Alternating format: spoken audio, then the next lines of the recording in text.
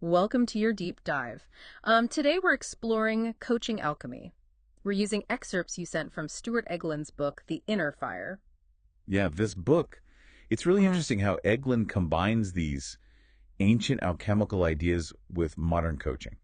Yeah, most people when they think about alchemy, they think about, medieval mystics trying to turn lead into gold. Right. But there's a whole psychological aspect to alchemy as well. Absolutely. Carl Jung was a huge proponent of that view, seeing alchemy as this symbolic representation of the process of becoming whole. So it's not really about turning, actual metal into gold, but more about personal transformation. Yeah, exactly. And Eglin uses some of these key alchemical concepts to explain how this all works in the coaching process. Like take prima materia, for example. Ooh, okay, that sounds interesting. So in alchemy, prima materia is that raw material that you're starting with that undergoes a transformation. So think of it like the starting point for your coaching journey. Where you are now, what you're struggling with, Mhm. and what you want to change. So it's like a foundation you're building on. Yeah, that's a great way to put it. But there's another concept that might sound a little intimidating at first. It's called negredo, and it's often referred to as the stage of darkness or breakdown. Right. I can imagine some people might be thinking, oh, facing my shadow, that sounds kind of scary. But Eglin really emphasizes how important this is. Absolutely. It's like if you have a bunch of clutter in your way, you need to clear it out before you can move forward. Exactly. It can be uncomfortable. Yeah. But facing those parts of ourselves that we tend to hide or deny, the shadow aspects, that's crucial for growth. It's like clearing away the debris to make space for something new. So after we face that darkness, what comes next? Well, then you have cauda pavonis, which translates to peacock's tail. And it's all about the emergence of color and feeling, like this burst of creative energy and intuition. So it's not just about facing the negative, it's about tapping into your own potential for growth and change. Exactly. And this leads us to one of the most well-known alchemical concepts, the philosopher's stone. Okay, so this is where we get to the gold. Mm. I'm guessing this isn't about actual gold, though, right? Right. It's about transforming that base metal of your starting point into the gold of your true potential. Like, remember that goal you mentioned about wanting to feel more confident at work? That's like your gold. And the coaching process is about finding the philosopher's stone within you to help you achieve that. So it's about uncovering that power we all have to create change. Exactly. And then there's another concept Eglin talks about. It's the elixir of life, which the alchemists believed could grant immortality. So are we talking about living forever here? Not literally. Think of it as a metaphor for that search for meaning and purpose, that thing that gives our lives a sense of lasting value. So it's like finding your passion, that thing that gives you a reason to get up in the morning. Yeah, that's a great way to think about it. Now, Eglin goes even further by incorporating the four elements, fire, water, earth, and air, and giving them each a role in the coaching process. He sees the coach as a kind of alchemist, skillfully using these elements to guide the client's transformation. Okay, that sounds really interesting. Can you break down what each element represents? Sure, think of fire like that spark of passion that ignites change. It's about bringing energy and intensity to the work and pushing past those limiting beliefs that might be holding you back. So if fire is that passion and energy, would water be more about emotions? Exactly. It's about tapping into those emotions, allowing yourself to be vulnerable and going with the flow. Sometimes we can get so stuck in rigid thinking that we need to soften up a bit and connect with our intuition. Okay, and what about earth? I imagine that would be about being grounded and stable. Absolutely. Earth is all about grounding in reality, acknowledging your limitations, and setting realistic goals. It's about creating a solid foundation to build on. So it brings a balance to all that fiery energy. Yeah. And then we have air. Yeah. Air is about bringing in new ideas and perspectives, like a breath of fresh air clearing out the cobwebs and helping you see things in a new way. Wow, that really makes me think about how I approach challenges in my own life. I'd never really thought about the role of each element like that. It's like the coach has a whole toolkit of elements to work with. That's a great way to put it. It's about creating that space for exploration and transformation so that the client can discover their own unique path to growth. I'm really curious to dive deeper into some of these concepts and see how they can be applied to specific challenges and goals. Absolutely. Let's move on to some real-world examples and see how you can use these alchemical principles in your own life. Okay, so let's dive into some of the examples from the book and see how all of this works in practice. How these alchemical principles can actually be used in a coaching setting, and more importantly, how you can use them in your own life. One example that really stuck with me was when he described this alchemy session with a client. And there was this incredible shift, like a sudden aha moment where both he and the client felt this change in energy, like a palpable shift. Yeah, it's like a light bulb suddenly turning on, a moment of deep insight and clarity. In alchemy, this relates to the concept of connexio, which is the union of opposites. So think about it as different parts of yourself coming together, merging to create this new understanding. He also talked about how this alchemy of coaching kind of contrasts with what he called the more mundane aspects of coaching, like just focusing on measurable outcomes and using standardized techniques. Right. It's like he's challenging that overemphasis on, metrics and structure.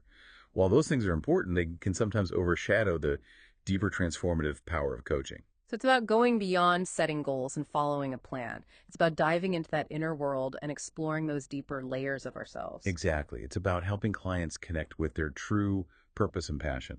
And that often involves, navigating those murky depths and confronting those hidden aspects that we sometimes try to avoid. Which reminds me of that idea of inner heat that he talks about. I love how he describes it as that space where, clients confront their deepest fears and desires, the source of their true passion. He even points out that the word passion comes from the Latin word for suffering. It's a good reminder that true growth often involves some level of discomfort, a willingness to step outside your comfort zone and face those things that challenge you. When you were talking about shadow work earlier, it made me think about this time when I was really afraid to take on a new project at work because I was afraid of failing. But looking back, I was letting fear hold me back from something I was actually really passionate about. That's a perfect example of how our shadows can manifest. They whisper these doubts and anxieties that prevent us from reaching our full potential. Exactly. And Eglin suggests that we need to access that inner heat, that place of discomfort where we can confront those fears and limitations. He also acknowledges that logic alone can't always get us there. We have to allow intuition and feeling to guide us, too. It's about finding that balance between our heads and our hearts. He even suggests that too much logic can sometimes hinder the process. Sometimes we get stuck in overanalyzing and rationalizing, and we miss out on those intuitive insights. That can lead to major breakthroughs. It's about tapping into all of our senses, all of our ways of knowing. And then he introduces this idea of using metaphors to help clients unlock that inner heat. He talks about how language can be a barrier if we stick to, literal meanings. Right.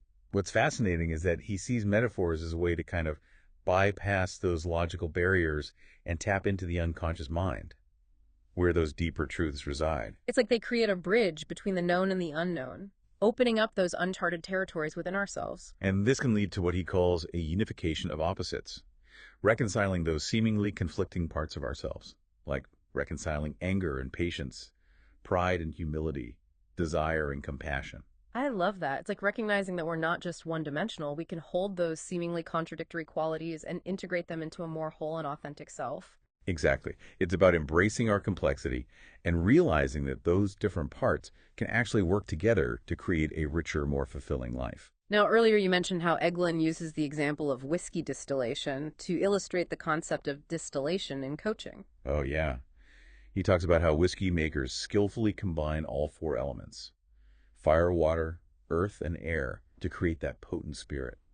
It's a perfect metaphor for how a coach, through careful guidance and using different techniques, can help a client refine their essence and extract those most valuable parts of themselves. It's like the client is the raw material, and through the coaching process, they are distilled into this more potent and refined version of themselves. That's a beautiful way to put it. It really highlights that transformative power of this journey. Now, what about unknowing in coaching for both the coach and the client? He uses that story of Picasso effortlessly sketching a portrait to illustrate this. Oh, this is one of my favorites. It so beautifully shows how true mastery can actually involve letting go of that need to be the expert and approaching things with a beginner's mind. It's such a humbling concept, recognizing that we don't have all the answers and being open to new possibilities. And it takes a lot of trust. Trust in ourselves and in the process. It's about embracing the mystery and being open to being surprised by what emerges. And then there's shadow work, which is where things can get really intense as we delve into those hidden parts of ourselves that we often try to avoid. It's alchemy in its truest sense. Yeah. Confronting those shadowy aspects, the repressed emotions, the desires, even the positive qualities that we've deemed unacceptable. Right, like he gives that example of how suppressing compassion, which is a positive quality, can actually lead to internal conflict. It's amazing how those suppressed parts can really sabotage us if we don't acknowledge and integrate them. Hmm. Shadow work is about bringing those hidden aspects to light, understanding them, and seeing how they can actually serve us. It's about reclaiming those parts of ourselves that we've disowned and allowing them to enrich our lives. And remember, shadow work isn't about judging or condemning those hidden aspects. It's about understanding them and seeing how they contribute to our wholeness. He also talks about developing antidotes to those negative qualities that we might find in our shadow. So, for example, if you struggle with anger, maybe you cultivate patience as an antidote. Right. It's about taking responsibility for those parts of ourselves and finding healthy ways to manage them. Not erasing them, but learning to work with them. And he also points out that a lot of those shadowy patterns come from those scripts and narratives we've internalized throughout our lives. Yeah, it's like we've been handed these stories about ourselves, Uh-huh. often based on early experiences or societal expectations, and we've been living them out unconsciously. So it's about recognizing those limiting beliefs and outdated narratives that no longer serve us and rewriting them to create a more empowering story. Exactly. It's about taking back your power and choosing to tell yourself a new story, one that reflects your true potential and aligns with your values. And then there's that idea of naming those inner gremlins, those voices of self-doubt and criticism that can really hold us back. Yeah, it's like taking away their power by bringing them out into the open. When we name them, we can start to detach from them Yeah.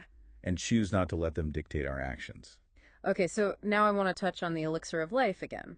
He connects it to that question of, who am I really? Which is such a fundamental question in personal growth. It's about going beyond those superficial identities and roles we play in the world and connecting with our deepest essence, that spark of divinity within us. It makes me think about how, at our core, we're all seeking that sense of meaning and purpose, that connection to something bigger than ourselves. He even talks about how this search can lead to a sense of immortality, not in the literal sense of living forever, but in that sense of connecting with something timeless and eternal. Finding our place in the grand scheme of things, understanding our unique gifts and how we can contribute. And he acknowledges that this journey can be challenging. There are those inner voices that can try to sabotage us along the way, like imposter syndrome, for example. Oh, yeah, I think we've all experienced that at some point. Yeah. That feeling of not being good enough or not deserving of success, that inner critic that whispers doubts and fears. But Eglin offers some really practical advice on how to deal with those inner saboteurs. He suggests that we can start by simply recognizing that they're just thoughts, not truths. Learning to detach from those negative thoughts and choosing not to believe them. He also talks about practicing analytical meditation, where you explore those thoughts in a more objective and curious way. Getting to know those inner voices, understanding where they come from, and seeing how they might actually be trying to protect you, even if their methods are a bit misguided. Now, we've talked a lot about the transformative potential of coaching, but Eglin also acknowledges that the coaching relationship itself is finite. He talks about knowing we're never done. Right. It's about recognizing that personal growth is an ongoing journey, not a destination. Even when a coaching engagement ends, the work continues. He talks about the importance of finding a good ending to the coaching relationship, one that acknowledges the progress that's been made while also leaving space for continued growth. It's about empowering the client to take ownership of their journey and continue exploring and evolving. And it reminds us that ultimately we're all responsible for our own transformation. A coach can guide us and support us, but the real work happens within ourselves. So with all of these ideas and examples in mind, what's been resonating with you the most? Well, I'm really struck by that whole idea of using alchemy as a framework for understanding personal transformation. It's such a rich and evocative metaphor, and it offers so many insights into how we can approach our own growth and evolution. It's incredible how these ancient alchemical principles can be applied to our modern-day challenges and aspirations. It speaks to the enduring power of these symbols and their ability to resonate with something deep within us. And one thing that I find particularly fascinating is how he weaves together alchemy archetype and even astrology as these interconnected systems. Yeah, he refers to them as sister arts, each offering a unique perspective on the human experience. And while he acknowledges that astrology is not a hard science, he sees it as a valuable tool for self-discovery and exploration. I'm still a little bit on the fence about astrology, but I am intrigued by the idea of using it as a way to gain some insights into my personality and my life path. It's about approaching it with an open mind and seeing what resonates. Remember, the key is to find what works for you, what helps you understand yourself better and navigate your life more effectively. Which brings us back to that core message of the book. Transformation is possible. It's not always easy, but it's a journey worth taking. Absolutely. It's about embracing the whole process. the light and the shadow, the highs and the lows, and trusting that within each of us lies the potential for profound growth and transformation. As we wrap up our deep dive into coaching alchemy, I keep thinking about that question we posed at the beginning. About transforming those base metal aspects of ourselves into gold.